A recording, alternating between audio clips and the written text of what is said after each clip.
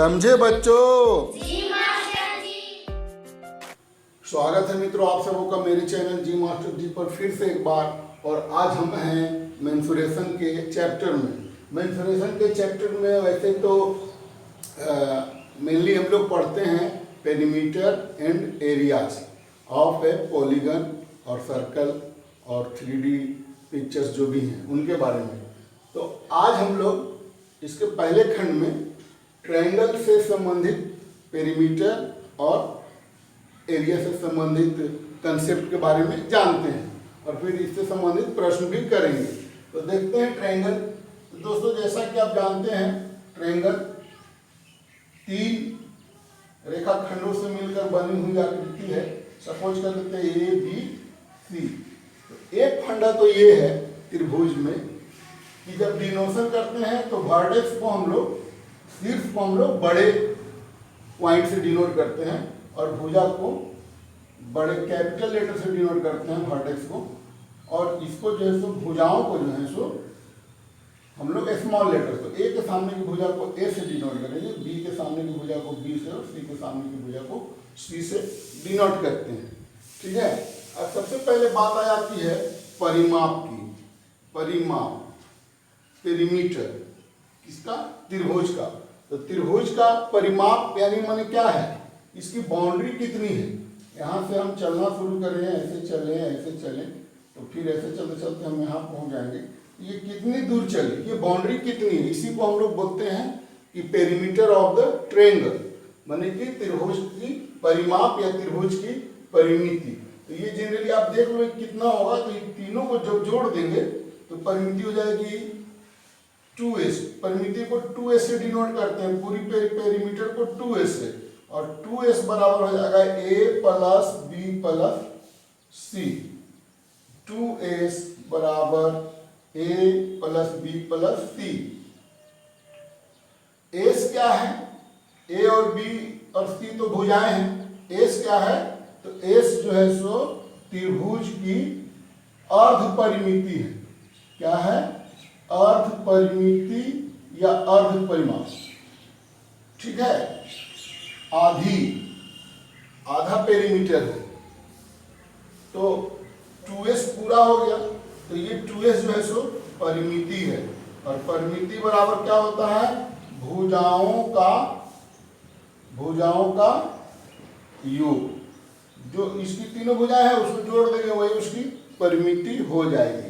तो इससे एक सूत्र हमारा निकलता है s बराबर हो जाएगा a plus b plus c by 2। एक महत्वपूर्ण फार्मूला है क्योंकि s का प्रयोग हम लोग करते हैं क्षेत्रफल निकालने में, इसलिए s आया यहाँ पर। और s का सूत्र का हम लोग प्रयोग करते हैं।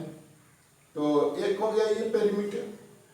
ऐसे निकालेंगे, जोड़ देंगे भुजाओं को, बस निकल जाएगा। यही एक सामान्य सा सूत्र है, इसमें कोई सूत्र की बात नहीं है। तीनों भुजाओं को जोड़ देंगे वो हो जाएगा। पर फॉर्मूला जब यूज करेंगे तो इसका प्रयोग हम लोग करते हैं। अब हम लोग आते हैं एरिया। तो एरिया ऑफ ट्रायंगल तो आप देख रहे हो कि जो एरिया की जब हम बात करेंगे, क्षेत्र की बात करेंगे, क्षेत्रफल की बात करेंगे, तो त्रिभुज के द्वारा जो एरिया घेरा जाता है, जितनी एरिया कोई ऑक्यूपाई कर रहा है वही उसका क्षेत्रफल है। अब इसके क्षेत्रफल को हम कैसे निकालेंगे? यही सूत्र निकालना पड़ता है कि त्रिभुज का जो क्षेत्रफल है वो कितना होगा। तो इसके संबंध में दो महत्वपूर्ण सूत्र आते हैं। एक हो गया हमारा हेरन्स फार्मूला। हेरन्स फार्मूला, इसको हिंदी में हीरो का सूत्र बोला जाता है। हीरो का सूत्र, हीरो का सूत्र, हेरन्स फार्मूला। अब ये हेरन्स फार्मूला क्या है कि area of triangle is equal to under root s minus a, s minus b और एस माइनस सी। याद रखिए मैं त्रिभुज के कंसर्निंग बता रहा हूं हेरन्स फार्मूला। ठीक है। चतुर्भुज के संबंध में भी ये फार्मूला है। तो ये हो गया हमारा अंडर रूट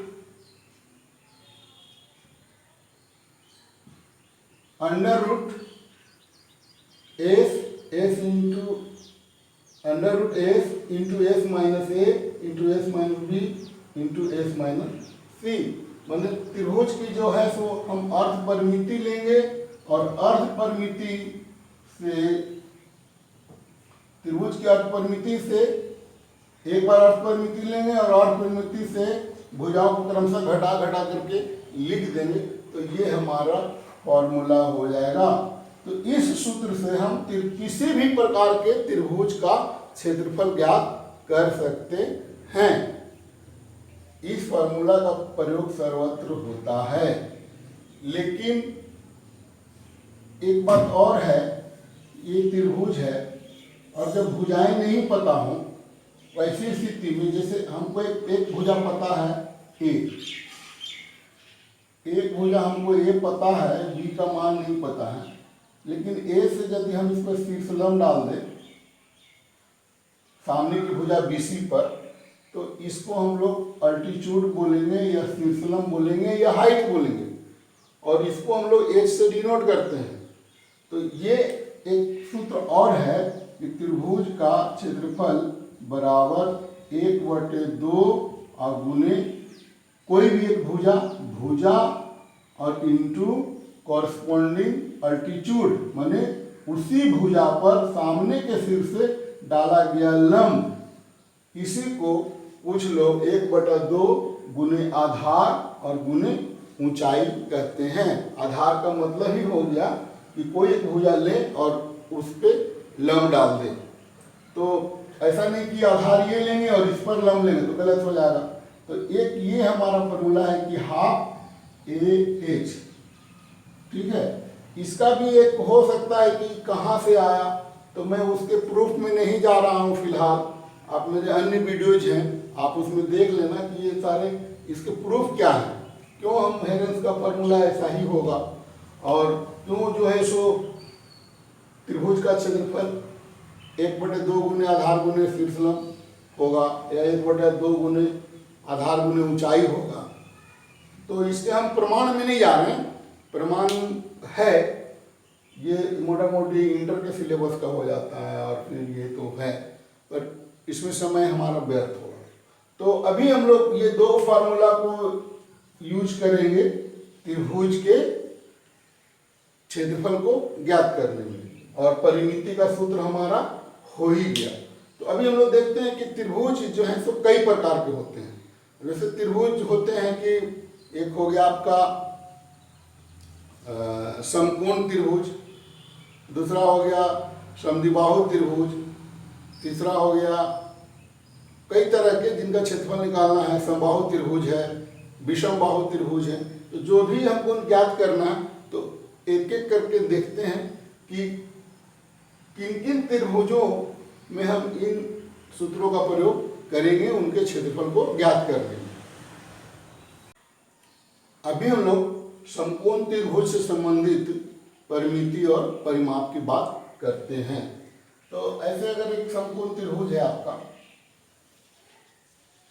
ये समकोण त्रिभुज है और ये आपका नाम है हमारा ए बी सी, ये हमारा नाम है, त्रिभुज है ये हमारा, ये यहाँ 90 डिग्री का कोण है। ये भुजा हो गई ए, बी के सामने की भुजा हो गई बी और सी के सामने की भुजा हो गई सी। तो इसकी परिमिति क्या होगी, परिमिति या परिमाप क्या होगा, पेरीमीटर क्या होगा, यानी कि 2s, और 2s बराबर क्या होगा, तो सिंपल है कि भुजाओं का योग, तो a plus b plus c, कोई अंतर नहीं है, वही सूत्र है, ठीक है। लेकिन इसका क्षेत्रफल क्या होगा, माने समकोण त्रिभुज का क्षेत्रफल क्या होगा, एरिया, तो एरिया बराबर होगा 1/2, ये तो आधार है और ये शीर्षलंब है, तो सीधा सीधी a और इंटू बी। अगर इस त्रिभुज में भी अगर इस सी कर्ण पर एक लंब डाल दिया जाए तो वो भी हो सकता है हाफ इंटू सी इंटू जो अल्टीट्यूड है एच, वो भी हो सकता है। अगर जैसे इसको आधार ले लें, यहाँ से अगर इस पर लंब डाल दिए, ये 90 डिग्री है, ये डिस्टेंस एच है, तो इसका ये भी हो सकता है कि हाफ इंटू सी इंटू एच। तो फार्मूला वही है, जो भुजा लें उस पर सामने के सिर से डाला गया लंब लेना है। तो ये हो गया आपका समकोण त्रिभुज का क्षेत्रफल, और ये आसान है, समकोण त्रिभुज का क्षेत्रफल आसान है। बाकी हेरन्स फार्मूला का ही प्रयोग इसमें होगा। अगर इसमें कोई मिसिंग हो, ऐसा कोई चीज़ जो नहीं निकले, तो ए बी सी दिया रहे तो ऐसे तो सिंपली आसानी से निकल जाएगा, लेकिन हेरन्स फार्मूला का ही प्रयोग करके हम ज्ञात कर सकते हैं। ठीक है, तो अभी हम लोग बी में निकालेंगे समबाहु त्रिभुज का क्षेत्रफल। समबाहु त्रिभुज का क्षेत्रफल, तो समबाहु त्रिभुज का क्षेत्रफल क्या होता है, सूत्र इसका, और समबाहु त्रिभुज की परिमिति क्या होगी, क्षेत्रफल परिमिति, इसके संबंध में देखते हैं। तो देखते हैं परिमिति क्या होगी। तो सबसे पहले फिगर देखते हैं समबाहु त्रिभुज का। समबाहु त्रिभुज का नाम तो नाम तो है ये ए बी सी, ठीक है, लेकिन भुजाएं सभी बराबर होती हैं। तो अगर कोई एक भुजा मान लें कि इसकी अगर ये वाला ए है, ये भी ए होगा, ये भी ए होगा, यूनिट मीटर सेंटीमीटर जो भी हो, तो इसकी परिमाप कितनी हो जाएगी, या परिमिति 2s कितनी हो जाएगी, तो 3a प्लस ए तो हो जाएगा 3a, यूनिट तो रहेगा ही रहेगा। और फिर क्षेत्रफल कैसे निकलेगा इसका, समबाहु त्रिभुज का क्षेत्रफल कैसे ज्ञात करेंगे, तो एक तरीका तो वो है ही, यहाँ से लंब डाल देंगे, या यहाँ से लंब डाल दें, या यहाँ से लंब डाल दें, तीनों लंब बराबर ही होगा। तो ये एक फार्मूला तो लग जाएगा, हाफ इंटू एच, हाइट जो भी हो, इसकी तीनों हाइट बराबर होगी। किसी भुजा पर किसी से लंब डालेंगे कोई फर्क नहीं पड़ता है, सब बराबर, इसलिए हाफ इंटू ए इंटू एच। तो एक फार्मूला तो ये क्लियर है, लेकिन एक और फार्मूला है डायरेक्ट वे में निकलता है। जैसे हेरन्स फार्मूला क्या था हमारा, हेरन्स फार्मूला था under root s minus a, s minus b और एस माइनस सी। अगर इसमें हम लोग पुट कर देते हैं, एस का मान क्या आएगा यहाँ से, तो 3a/2 आएगा ना, तो ये हो जाएगा 3s/2, 3a/2, और एस 3a, और ये सब बराबर हैं, क्योंकि इसमें क्या होता है कि सब भुजाएं बराबर हैं, तो हम इसको ऐसे लिख सकते हैं कि s माइनस ए और इस पूरे का होल क्यूब, 3 बार है, 1 2 3, ए बी के जगह पर भी ए, सी के जगह पर ए, तो s माइनस ए का होल क्यूब, और ये हो जाएगा हमारा 3a/2, और यहाँ हो जाएगा 3a/2 माइनस ए का होल क्यूब, और ये हो जाएगा हमारा 3a/2 इंटू ई हो जाएगा, 2a घट जाएगा तो हो जाएगा a/2, और इसका होल क्यूब कर देंगे। तो ये क्या मिला यहाँ पर, 3 एक बार है, बाहर निकलेगा √3, 4 2 एक बार और 3 बार, 4 बार है तो बाहर निकलेगा तो 2 बार हो जाएगा, यानी कि 4 हो गए। और ए जो है तो 1 बार और 3 बार, 4 बार तो बाहर निकलेगा तो 2 बार हो जाएगा, यानी ये फॉर्मूला निकल गया √3/4 इंटू ए स्क्वायर या भुजा स्क्वायर। ठीक है, अभी हम लोग समबाहु त्रिभुज के बारे में पढ़ रहे थे, थोड़ा सा इसको भी हम लोग ध्यान देते हैं। समबाहु त्रिभुज की प्रत्येक भुजा बराबर होती है। अगर ये एक भुजा, एक शीर्ष से सामने की भुजा पर अगर हम लंब डाल दें, तो ये हाइट अगर h है, तो एच का मान कितना होगा। तो ये जो समबाहु त्रिभुज में होता क्या है कि शीर्ष, लंब, माध्यिका सब एक ही हो जाता है। ये मध्य बिंदु है, तो ये जो हमारा इतना सारा पोर्शन हो जाएगा, ये हमारा हो जाएगा a/2, और ये पूरा कर्ण हो गया, एक संपूर्ण त्रिभुज बना। तो एच का मान कैसे निकालेंगे, तो ऊंचाई क्या होगी समबाहु त्रिभुज की, समबाहु त्रिभुज की ऊंचाई, ये हम बात कर रहे हैं। तो समबाहु त्रिभुज की ऊंचाई क्या होगी, तो एच बराबर क्या होगा कि अंडर रूट होता है ना, कर्ण स्क्वायर माइनस आधार स्क्वायर, हमको लंब स्क्वायर घटाना है, तो लंब बराबर हो गया under root h square minus, h माने कर्ण है यहाँ पर,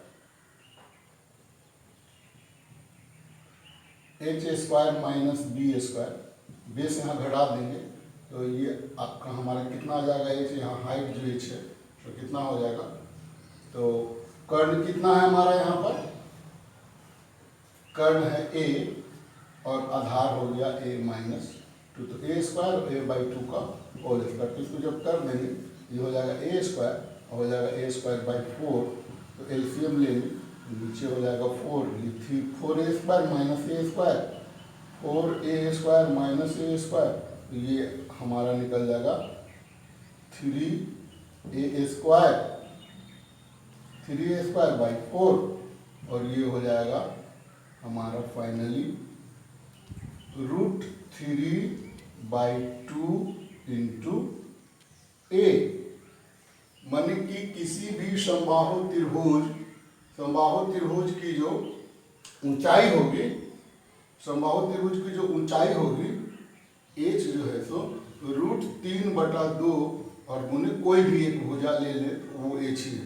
तो ये समबाहु त्रिभुज की ऊंचाई है, और जब हम इसको समबाहु त्रिभुज के क्षेत्रफल की बात करते हैं तो होता है ना सूत्र कि 1/2 और गुने आधार base into height, base into height, तो यहाँ पर बेस कितना है, बेस है हमारा a, तो बेस हो गया a और हाइट हो गया √3/2a, तो यहाँ से भी हमारा सूत्र वही निकलेगा कि √3/4 और a स्क्वायर। तो यही एरिया है समबाहु त्रिभुज का, इक्विलेटरल ट्रायंगल का, ठीक है। तो एक सवाल हम बनाते हैं, इस पर आधारित सवाल है। प्रश्न है किसी समबाहु त्रिभुज की भुजा को दुगना कर दिया जाए तो क्षेत्रफल कितना गुना हो जाएगा। अब यहाँ पर एक स्थिति है कि एक समबाहु त्रिभुज है और सॉल्यूशन, एक समबाहु त्रिभुज है तो इसकी भुजाएं जो है सो a है, ठीक है। तो कह रहा है कि अगर ये क्षेत्रफल अगर कितना हो जाएगा जब इसको हम 2a कर दें, जब भुजाओं को दुगना कर दें तो इसका क्षेत्रफल क्या हो जाएगा। तो यहाँ पर देखते हैं दोस्तों कि जो पहला त्रिभुज है हमारा उसका एरिया कितना हो जाएगा, तो पहला त्रिभुज का एरिया हो जाएगा √3/4 इंटू a स्क्वायर, क्लियर है। और जो दूसरा त्रिभुज है हमारा, तो दूसरे त्रिभुज का क्षेत्रफल कितना हो जाएगा, तो ये हो जाएगा √3/4 इंटू 2a स्क्वायर, तो इसकी वैल्यू कितनी आ गई, तो √3/4 इंटू 2 = 4a स्क्वायर, ठीक है। तो ये पूछ रहा है कि क्षेत्रफल कितना गुना हो जाएगा, तो बड़ा वाला त्रिभुज के एरिया में छोटे वाले त्रिभुज के एरिया से हम अगर भाड़ा दे देते हैं तो ये √3/4 और ये हो गया 4a स्क्वायर और ये हो जाएगा √3/4 और a स्क्वायर, तो a स्क्वायर से a स्क्वायर कट गया, √3/4 से √3 मानी 4:1 आया। इसका मतलब कि पहले वाले त्रिभुज का 4 गुना हो जाएगा, हमारा आंसर हो गया 4 गुना। तो क्षेत्रफल 4 गुना हो गया। हम लोग क्या देख रहे हैं, इस सवाल को बनाने के पीछे फाइंडिंग्स का पता लगाना है और ये हमको मिला। इस सवाल को दूसरे तरह से भी दे दिया जाए कि एक त्रिभुज की भुजा जो है सो कुछ सेंटीमीटर है, उसके बाद उसके भुजा को जो है सो दुगना तिगुना कर दिया जाता है, तो बड़े त्रिभुज और छोटे त्रिभुज का अनुपात क्या होगा, उनके क्षेत्रफलों का अनुपात ज्ञात कीजिए। अगर अनुपात में फिर ऑर्डर आएगा, अगर कह दे कि उनके क्षेत्रफलों का, तो पहला और दूसरा, तो ये पहला फिर ऊपर फिर दूसरा नीचे, तो फिर अनुपात में बदल जाएगा सवाल। तो ये 1:4 हो जाएगा उस समय, जैसे ऐसे सीधा पूछ दे। फिर अगर बड़े छोटा कर दे तो बड़ा वाला ऊपर छोटा वाला नीचे, जैसा पूछेगा वैसा बनाना होगा। तो ये सवाल का एक फाइंडिंग्स ये है कि अगर इसकी भुजा को अगर हम 2 टाइम्स कर देते हैं किसी भी समबाहु त्रिभुज का, तो एरिया जो है सो वो कितना हो जाता है, 4 टाइम्स होता है। ये ध्यान रखना है कि ये 2 टाइम्स हो गया तो एरिया जो है सो 4 टाइम्स होता है, 4 गुना होता है। तो वर्ग वाले प्रश्न में भी ऐसा होगा, वृत्त वाले प्रश्न में भी यदि त्रिज्या को इस तरह से कर दे दुगना तीनों, तो जहां जहां स्क्वायर है वहां वहां ये संबंध मिलेगा। हम लोग आगे भी एग्जांपल्स में हम लोग देखेंगे। दोस्तों आज का वीडियो आपको कैसा लगा? अगर अच्छा लगा होगा तो इसे लाइक करेंगे, शेयर करेंगे और सब्सक्राइब करेंगे यदि आप चैनल पर नए होंगे। तो मिलते हैं फिर अगले वीडियो में जो इससे संबंधित होगा अगले पार्ट में, और तब तक के लिए आपसे विदा लेते हैं। धन्यवाद।